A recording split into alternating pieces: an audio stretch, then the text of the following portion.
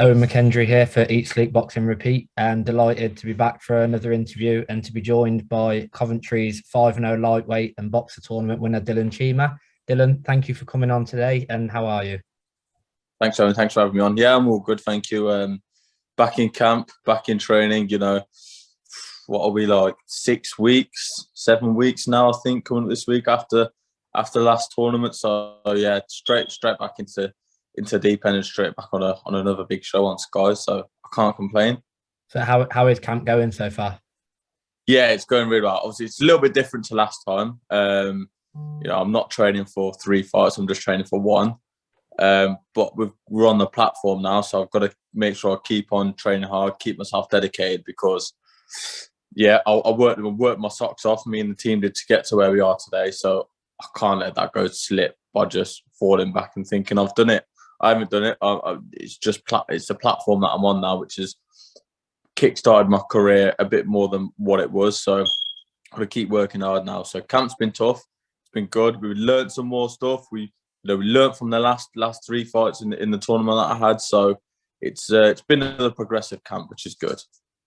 Perfect. And of course, we've got to start going back to that tournament. Obviously, winning it in your hometown city in the Skydome. So let's go straight into it. How was that? In essentially at the time, obviously Coventry's got a number of boxers coming through now, but essentially winning a big tournament, winning the 40K prize money in your hometown city. How was that for yourself? Yeah, it was like it was a dream for me, just to box and compete out in Coventry. It's something I've never done. For I don't know, 16 years I've been training and competing for 16 years, whether kickboxing to boxing. So I've never been able to fight in Coventry. So to do that on a big show, on a big platform, live on Sky, was like a massive tick in the box for me and a massive dream. But that didn't faze me. That didn't bother me. The fact that we had the big lights, the big drama, I was so focused on getting a win, and that was the truth. I took it all in after I won, but during the whole competition, it didn't faze me, it didn't bother me. It was just, let's get the job done first, and we can celebrate and enjoy it after. So yeah, I mean, it was good. It was everything what we trained for and planned for happened on the night. Yeah. So we worked out that we would like train and do a typical three fight as a training, as a pad session or sparring session. We'd have a break in between. That break would probably be like anywhere between 30 and 40 minutes. And then this 1 week, we just so happened thought, my coach was like, right, okay, we need to try the longer break and see how your body is. So we gave myself an hour and a half, essentially an hour and 40 minutes in between what we did on a pad session, which was the first fight and second fight. And that was how it planned out on the night. It was about an hour and a half. I think it was about worked out about an hour and a half on the night. And then it was about 30 or so minutes between semi-final and final. So we'd done that literally 2 weeks before. So we planned everything. It worked out really smoothly for us. And all the cards lined up in our favour on the night, down to the draw, down to the opponents, down to, we had the big changing room and stuff like that. So it all played into us getting the win. Obviously, you had 2 wars with Scott Malvin, and the Roland Charlton fight was a bit of a ding dong, as we'd say. How was the Roland Charlton fight? Obviously, he's got that big win over Joe Laws, who was unbeaten at the time. He shared the ring with Florian Marku, who obviously we know is going to look to put himself on the world stage at quite an early stage of his career. How important was that win over Roland Charlton for yourself? It was just a win for me. I was confident I could beat any one of the lads in the tournament. Otherwise, I wouldn't have entered it. So, obviously Scott Malvin, it was a war for a different reason. It's a war because it was more of a boxing. I had to try and beat an experienced amateur boxer, which was different to me. So I couldn't box him because his boxing skills were good. I had to make it in a 3-round fight. Over a longer distance, it's a different style of fight, but in a 3-round fight, I had to make it. I had to put the pressure on him to really grind out that win, and that's what I did. And then Charlton, we knew he was just going to come forward. Like he carried. Obviously, when someone's swinging a massive, imagine someone swinging a baseball bat at you. it's gonna hurt. Yeah. No matter how hard they swing it. So obviously, if he's swinging everything into his shots, if I don't protect myself and I got caught a couple of times, of course it's gonna sort of not hurt you, but sort of open your eyes and make you realise, okay, fair enough, like you got caught. So he caught me with a few shots, but never hurt me or rocked me. And I just knew that was his style of fight. Like that win was, it was an important win because it was the final. It was, it wasn't about the prize money for me. Like my coach, my coaches said to me in the going out into the final round, I think they knew that I was ahead, but they put me into my mind that we need a big round to finish the fight, finish strong. And it wasn't about 40k. It was about the win. The win is on the line in this round, and that was our mentality. It wasn't, some people you could turn around and say, yeah, the 40k is on the line. You need to pull it out of the bag. For me, it was, if they said that to me, it wouldn't have made a difference. For me, it was the win was bigger than the 40k. So Charlton, obviously, he was a favourite. I was heavily the underdog. We backed ourselves. I think people started backing me after the only one getting a near enough clean knockout, other than Charlton stopping Cooper. I was the only one that got a 1-punch stoppage. Obviously dropping notice, with a 1-puncher. So, I was probably underestimated as well because I carry power. Yeah. I hurt Malvin in the last rounds. In the last, I think it was like 20 seconds. I caught him with a shot that made him go back on his heels. Obviously, I think I pinged. I think I hurt Charlton a bit to the body as well. So he was just a solid unit. Like the guy was built like a brick shit house. Yeah. So he was strong and tough, but I think it played in my favour that I was more elusive and more slick in the way I approached that fight. So, because I see with certain boxers, there have been some that have come in and said they're looking at, like you say, the 40k because that's life changing for them. That can mean they can go full time. They can put other things aside, so to focus on boxing. So for yourself, was it more sort of a coming out in a sense of it puts your name on the map more than, I can win 40k here? That was it. Like the opportunity was bigger than 40 grand. So the opportunity I've got now is worth more than 40 grand. Don't get me wrong. I'm not. Someone gives you 40k, you're not going to walk away from it. But like for me, it was. I knew that what I wanted to represent.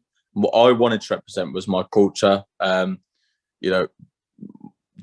people of Coventry, and I say Coventry, the people in the Midlands and all over, because the Punjabi community is massive all over the country and all over the world as well. If I want to be the one that was on the platform that can pave the way and really showcase who we are. I had my drummers that walked me out, so that's part of our culture. I carried the flag with me as well, so that's all of that was just to showcase who we are as Punjabi Sikhs. So yeah, it was. The way you've described it, touching on your ring walks, as you said yourself, the razzmatazz, your ring walks are brilliant, to be fair. Colourful, eccentric, and there isn't really anyone. If you go back to, I suppose, when you had Prince Naz, he used to have the ring walks where they're a bit out there. Is that something you'll be looking to carry on throughout the rest of your career? Yeah, for sure. Like for me, it was even in my kickboxing, even in my coaches' days when they were competing in kickboxing back in the day, the door drummers, as we call them, that was a thing that we carried. So like in kickboxing, I had that for all of my kickboxing world title fights. I had drummers with me. I'll turn up at shows and people like, you got the drummers. I think I came to the boxer series, the cruiserweight up in Manchester, and a few people asked me, you got the drummer with you? I was just there spectating and they're expecting the drummer to be with me. On that night, he was actually, because we were doing a bit of ring walk stuff with Sky to announce the deal. But yeah, he actually was with me. But that's something that carries with me. Like it's part of me. It's part of what we bring to the table, and something different. Like people don't get to see that in boxing. They always see a typical ring walk. They might see a little bit of needle before the fight. I want to bring something different. I want to be one of those. I work hard. I train hard. I put the work, put the graft in the hours in the gym, and late nights, early mornings and stuff. That doesn't bother me. It's just, I just want to do it with a smile on my face and walk out proud. Well, I can assure you the ring walks are brilliant, and the feedback, you see it on Twitter, the comments on social media, it's a breath of fresh air, really. You touched yourself on the kickboxing. And obviously you was the kickboxing world champion at a fairly young age. Has the transition from kickboxing to boxing been smooth? And being a world champion, did that help the transition? Yeah, I mean, I loved the transition, because we've had, you know, I would like to, if it wasn't for COVID, I probably would have fought a lot more in 2020. But because of COVID, you know, that sort of pushed back near enough 9 months on my boxing schedule. So I had 9 months to work in the gym. Yeah. And that's what we did. We spent 9 months in the gym, training hard. When I say training hard, it doesn't have to be like pounding the pads or pounding the bag. It was learning my craft, slowing down a little bit, not changing my style, tweaking my style. I had a very much, my game in kickboxing was very much dominated by my hands. I was very handy kickboxer, and that showed because the amount of stoppages I would get with my hands. And then in that time as well, in my training for my war title fights, I used to travel around and get sparring in with professional boxers as well. So it wasn't the main sparring, but it was part of the sparring as well. So it was, you know, we've been working on this for like near enough 18 months prior to me having my debut. So it was quite a smooth transition. Like I loved, what I enjoyed was learning again, you know, slowing it down, working on different things. It's different range, different distance.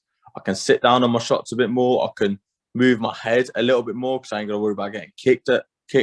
So it was good just to try different things and stuff that I wanted to try in kickboxing that I wasn't able to because of the legs. I can do that now. Brilliant. So obviously, like I say, we made the transition. You've won the boxer tournament at the Skydome. We're back on the Skydome again at the end of this month, as we're going into June now. Are you sort of looking to make the Skydome sort of like a home fortress style arena? I know you've got like in the bigger stage, like Anthony Joshua, when he was coming through, he had the O2. It was the Lion's Den for him. And obviously Coventry hasn't had major boxing events for a number of years, but now they're slowly and gradually on the rise. Yeah. So would it be sort of hoping to make the Skydome sort of like, as we say, a home fortress? Hopefully, but I think the way this show is going, we're going to need a bigger venue. Really? Tickets are up. We're 3 weeks out, and I'm struggling to get hold of more tickets. I know other fighters are struggling, so it's selling out. Like that tournament last time, it proved that we can have decent nights. And people in Coventry, now that they've seen that, now they've seen me on it. There's a couple of other lads from Coventry on it as well. You know, they want to get back by and want to support it. So I think Sky might need to look at bigger venues next time, and Box might look at bigger venues. But I want it to come back to Coventry for sure, because something that it's been missed. Years ago, we would have British champions and British title fights.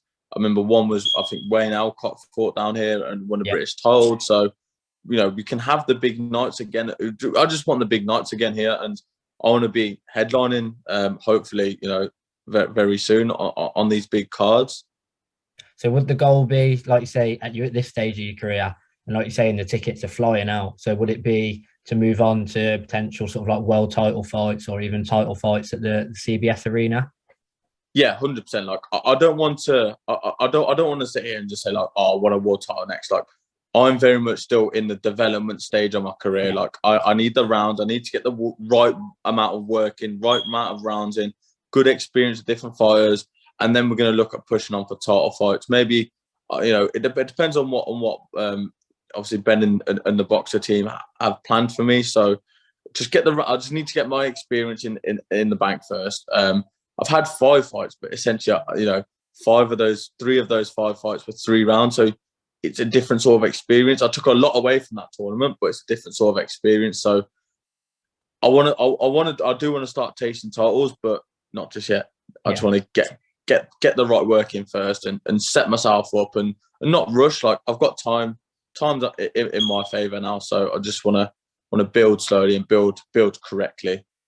Brilliant. So for yourself, we'll sort of finish on this one. Is June 25th more, like you say, I don't know how to put it in a sense, because you only had the three round fights and the boxer tournament. Is June 25th at the Skydome where you can have what just the one fight to focus on?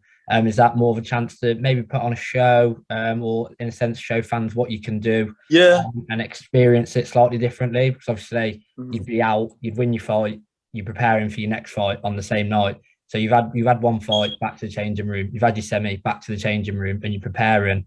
So is it more you can relax, prepare yourself, and put on a show for the fans for that one fight? Yeah, it's one fight. I mean, I am fighting because we've had having a quick turnaround. Obviously, my body was in.